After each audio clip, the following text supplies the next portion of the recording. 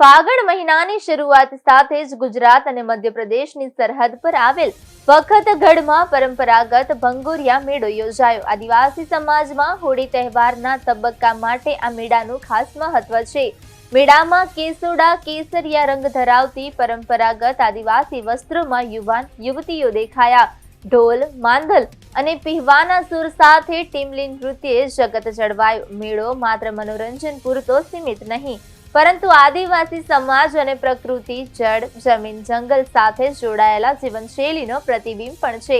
આ મેળા દરમિયાન વર્ષ દરમિયાન ભલે લોકો જુદા જુદા સ્થળે રહેતા હોય, પરંતુ હોળીના દિવસે પોતાના માદરે વતન પરત આવીને પરિવાર અને સમુદાય સાથે મિલન કરે છે।